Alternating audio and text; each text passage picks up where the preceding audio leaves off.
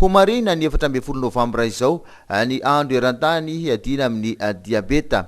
Hisy hetsika samihafa entina manamarika izany: ny fandehanana tongotra miodidina ny arabe falevatena, ny fanaovana fitiliana, ny famelabelaran-kevitra ho an'ireo te hafantatra misimisy koa ny mahakasika ny diabeta. 14 Novambra tokoa no andro ankalazaina eran-tany mikasika ny andro ady amin'ny diabeta.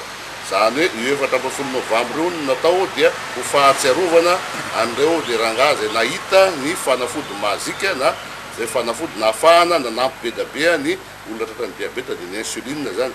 Ka amin'ny tena tia eto Tomasina dia toy ny isataona toy ny ataontsika tamin'ny herintaona dia mbola misy koa nietsika zay ataontsika ao amin'ny andia malagasy amin'ny diabeta miaraka amin'ny zareo amin'ny Lions Club. Ny zavatra atao amin'izany dia misy zavatra maromaro nietsika ataontsika. Raha fitinina fotsiny angamba dia isy ny hetsika amin'ny alalan'ny fitiliana maimaim-poana zay atao manomboka amin'ny 9 maraina.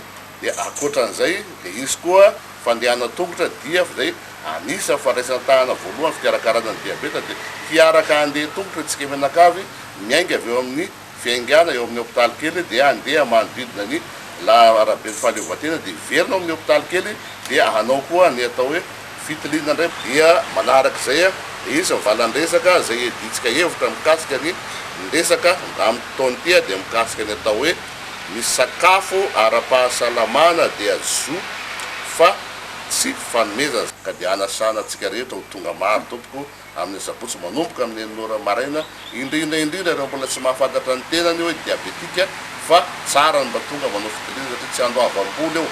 Akoatran'izany dia eo koa ry zareo ao amin'ny toerana mpikarakara an'ireny fitaovana fitiliana ny diabeta ireny dia ho avy eo ampiseho ampirata ny fitaovana efa atsika menakavy mba azo an'ilay fitaovana ireny amin'ny vidiny mora dia mora tompoko. Ny Lions Club moa zany dia tena ohatran'ny hoe organisme tena namorona ny Hamada io mihitsy. Ka ny Hamada zany amin'izao tany misy ny Hamada zany dia tsy maintsy ao ny Lions Club. Dia mandray anjara mavitrika mihitsy zany ny Lions Club amin'ny Hamada io. Ka dia zay no mahatonga ny hoe Lions Club tsy maintsy eo foana zany rehefa tonga ny Hamada, rehefa misy fihetsehany Hamada. Sakafo ara-pahasalamana zo fa tsy tombotsoa. Izay ny lohahevitra mpanjinina amin'ity fotoam-pankalazana ity hanasana ireo rehetra te hafantatra kaiky ny mahakasika ny diabeta.